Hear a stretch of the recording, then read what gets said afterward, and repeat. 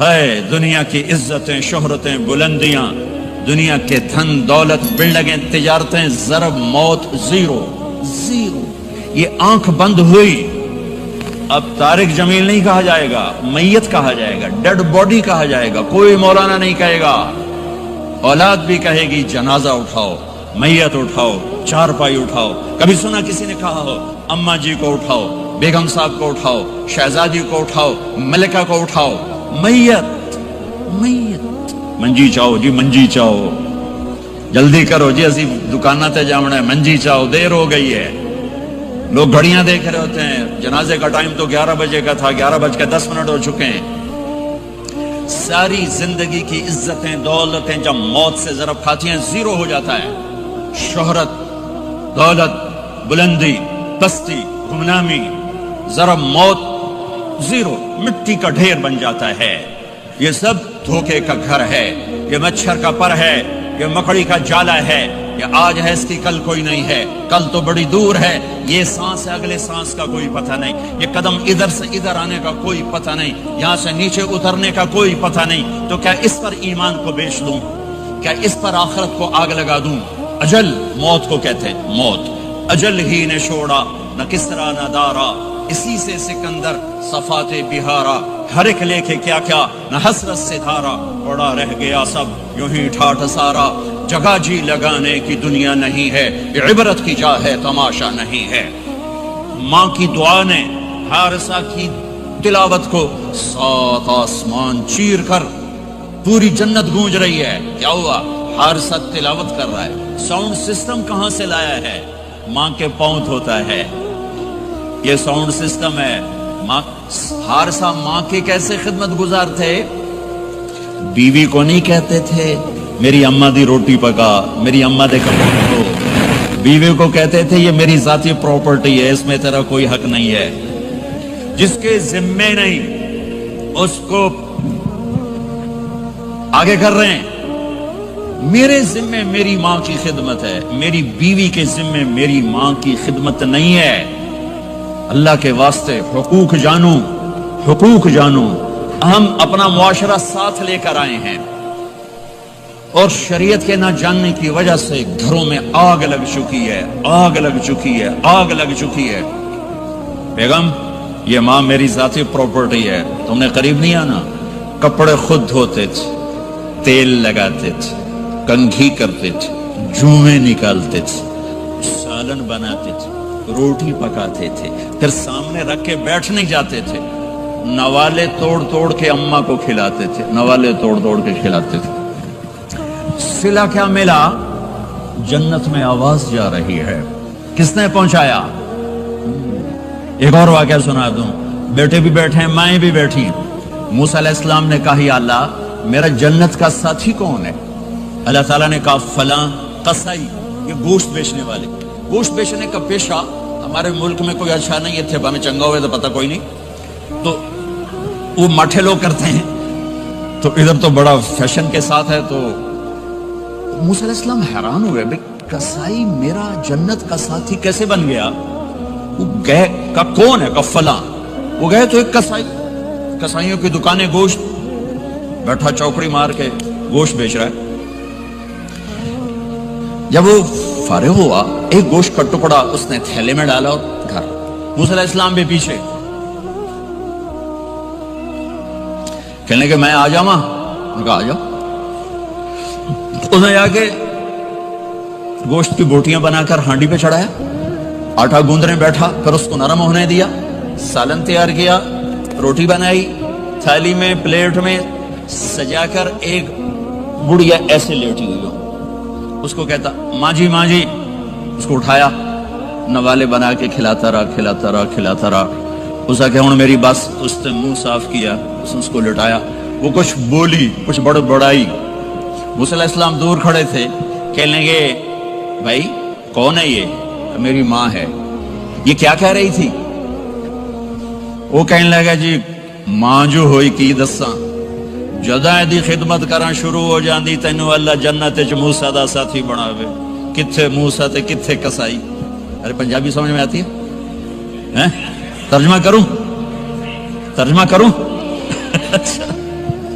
موسیٰ علیہ السلام سے کہنے لگا یہ میری ماں ہے، جب بھی اس کی خدمت کرتا ہوں تو یہ شروع ہو جاتی ہے اللہ تجھے جنت میں موسیٰ ساتھی بنائے۔ کہاں موسیٰ کہاں ایک کسائی، لیکن ماں کی دعا میں طاقت ہے کہ کسائی کو نبی سے بٹھا ملا دیتی۔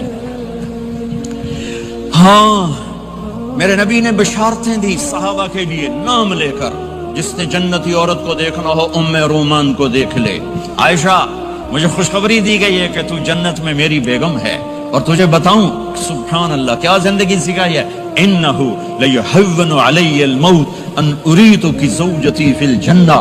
عائشہ مجھے جب سے پتا چلا ہے تو جنت میں بھی میری بیگم ہے، مجھے تو موت ہی اچھی لگنے لگ گئی ہے۔ یہ دلداری کے لیے تھا، اظہار محبت سکھانے کے لیے تھا کہ گھر کیسے چلتے ہیں۔ گھر وظیفوں سے آباد نہیں ہوتے، گھر ڈالر سے آباد نہیں ہوتے، شکل صورت سے بھی نہیں، میرے رب کی قسم، صرف ایک دوسرے کو عزت دینے، احترام سے اور اچھے اخلاق سے اور میٹھے بول سے گھر آباد ہوتے ہیں۔ وظیفے پڑھنے سے گھر نہیں بنتے، مال ڈھونے سے گھر نہیں بنتے۔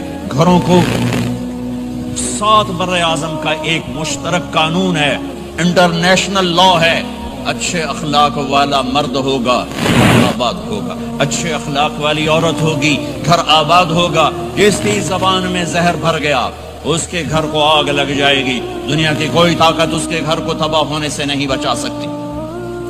میرے نبی کو بشارتیں دی گئیں، آپ کے صحابہ جنت، فلاں کا یہ مقام، فلاں کا یہ مقام، فلاں کا یہ مقام۔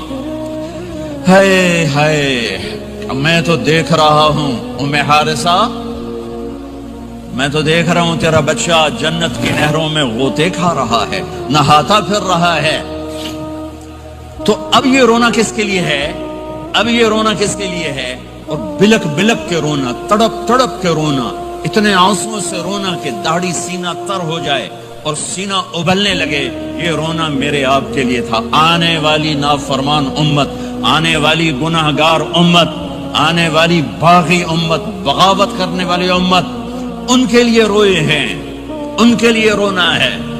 ہاں ہر کوئی دنیا سے جاتے ہوئے اولاد یاد کرتا ہے۔ میرے باپ اچانک اللہ نے موت دی، ہارٹ اٹیک ہوا، ٹھیک ٹھاک تھے، اچانک۔ تو ایک میری بہن لاہور تھی، ایک فیصل آباد، تو میرے باپ آخر وقت تک کہتے رہے میری بیٹیاں تو بلا دو، اور میری دھیاں تو لے آؤ، میری دھیاں تو ملا دیو، میری بچیاں تو ملا دیو، اور یہ کہتے کہتے دنیا سے چلے گئے۔ ہر آدمی موت کے وقت یہی کچھ کرتا ہے۔ تیمور جیسا ظالم درندہ انسان اطرار ترکستان کے شہر میں موت نے جھٹکا دیا تو کہنے لگا کوئی پیر محمد سے ملا دیتا، پیر محمد اس کا بیٹا تھا، کوئی پیر محمد سے ملا دیتا۔ یہ انسانی فطرت ہے۔ میرے نبی دنیا سے جا رہے ہیں، دنیا سے جانے کا وقت ہے، 12 ربیع الاول ہے، پیر کا دن ہے، 7 جون ہے، 11 ہجری 633 عیسوی۔ جبریل نے آ کے صبح آپ نے ساری بیگمات کو بلایا، رخصت فرمایا، ملاقات کی، بیٹے کو بلایا، کان میں کہا میں جا رہا ہوں۔ وہ رونے لگی، رو نہیں، سب سے پہلے تیری میری ملاقات ہو گئی۔ 6 ماہ بعد بیٹی بھی پہنچ گئی باپ کے پاس۔ پھر داماد کو بلایا، ان کو ان کا سر اپنی گود میں رکھا، کمر پہ ہاتھ پھیرا، دعا دی، رخصت فرمایا۔ آخر میں اپنی آنکھوں کی ٹھنڈک کو بلایا، کون؟ حسن اور حسین، کہ میری آنکھوں کی ٹھنڈک حسن اور حسین، میرے جنت کے پھول حسن اور حسین۔ یوں لیا، حسن کو یہاں سے لیتے تھے، حسین کو یہاں، حسن کو ادھر اٹھاتے تھے، حسین کو ادھر اٹھاتے تھے۔ حسن سر سے لے کر کمر تک پورے اپنے نانا کے مشابہ تھے، کمر سے پاؤں تک اپنے باپ کے مشابہ تھے۔ حسین اس کا الٹ تھے، سر سے لے کر کمر تک اپنے باپ کے مشابہ تھے، کمر سے لے کر پاؤں تک اپنے نانا کے مشابہ تھے۔ اس مشابہت کی وجہ سے آپ کہا کرتے تھے حسن میرا بیٹا ہے، حسین علی کا بیٹا ہے۔ آخر میں ان کو بلا کر یوں لیا، اور ساتھ ہی آنسو ٹپ ٹپ ٹپ ٹپ ٹپ ٹپ۔ بیویوں کو جدا کیا، آنسو نہیں، بیٹی کو جدا کیا، آنسو نہیں، داماد کو جدا کیا، آنسو نہیں، جب بچوں کو جدا کرنے لگے تو یوں آنسو۔